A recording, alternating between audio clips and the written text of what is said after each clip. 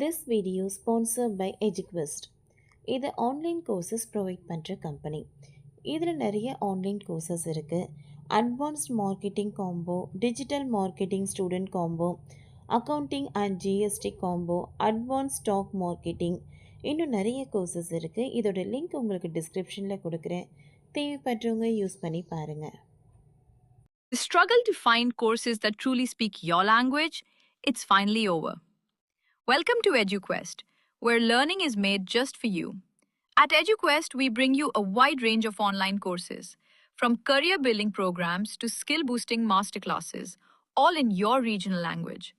Because we believe language should never be a barrier to success. Our courses are tailor made after understanding what today's learners really need. So why wait? Start learning the smarter, simpler way only with EduQuest. Visit eduquest.courses and explore your next course today. And hey, don't miss out on our exciting offers and promotions. திங்கட்கிழமைகளில் மாரடைப்பு ஏற்பட வாய்ப்பு அதிகம். ஆய்வில் வெளியான shock தகவல். உலகம் முழுவதும் அச்சுறுத்தும் பிரச்சனையாக மாரடைப்பு பிரச்சனை இருக்கிறது. மற்ற நாட்களை விட திங்கட்கிழமைகளில்தான் மாரடைப்பு அதிக அளவில் ஏற்படுகிறது என்று தற்பொழுது ஆய்வுகள் தெரிவிக்கின்றன. இது தொடர்பான ஆய்வுகள் கடந்த 2023ஆம் ஆண்டு வெளியாகி இருப்பினும் தற்பொழுது மீண்டும் கவசம் பெற்று வருகிறது. பெல்பாஸ்ட் ஹெல்த் மற்றும் சோஷியல் கேர் ட்ரஸ்ட் மற்றும் royal college of surgeons in Ireland ஆகியவற்றை சேர்ந்த மருத்துவர்கள் இணைந்து இந்த ஆய்வை மேற்கொண்டனர்.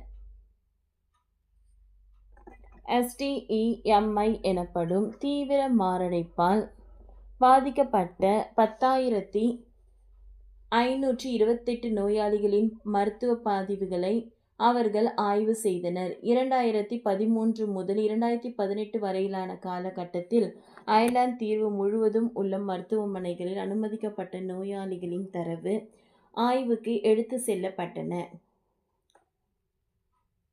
ஸ்டிம் என்பது இதயத்திற்கு இரத்தம் வழங்கும் முக்கிய கரோனரி தமனி முழுவதுமாக அடைக்கப்படும் போது ஏற்படுகிறது. இந்த சமயத்தில் அவசர சிகிச்சை அளிக்கப்படாவிட்டால் உயிர் போய்விடும். இங்கிலாந்தில் ஒவ்வொரு ஆண்டும் 30,000க்கும் அதிகமானோர் ஸ்டிம் காரணமாக மருத்துவமனையில் அனுமதிக்கப்படுகிறார்கள். பாதிக்கப்பட்டவர்களுக்கு உடனடியாக ஆஞ்சியோபிளாஸ்டி மற்றும் டெஸ்ட் சிகிச்சை செய்ய அளிக்கப்படுகிறது. இந்த சிகிச்சை மூலம் அடைப்பட்ட கரோனரி தமனியை திறந்து இதயத்திற்கு இரத்த ஓட்டத்தை சீராக்க முடியும். பிரச்சனை என்னவென்றால் வாரத்தின் தொடக்கத்தில், அதாவது திங்கட்கிழமைகளில் மாரடைப்பு விகிதம் அதிகரிப்பதை அவர்கள் கண்டறிந்தனர். திங்கட்கிழமைகளில் இந்த மாரடைப்பால் பாதிக்கப்படுபவர்களின் எண்ணிக்கை 13% இருந்தது. அதேபோல் ஞாயிற்றுக்கிழமைகளில் ஸ்டிம் விகிதம் அதிகமாக இருந்தது. இப்படி திங்கட்கிழமைகளில் மாரடைப்பு ஏற்படுவதை ப்ளூ மண்டே என்று அழைக்கப்படுகிறார்கள். இந்த விளைவுகளுக்கு பின்னால் உள்ள காரணம் இன்னும் முழுமையாக தெரியவில்லை. இது உடலின் சர்க்காட்டியன் ரிதம் எனப்படும் தூக்கம் மற்றும் விழிப்பு சுழற்சியுடன் தொடர்புடையதாக இருக்கலாம் என்று ஒரு கருத்து நிலவுகிறது.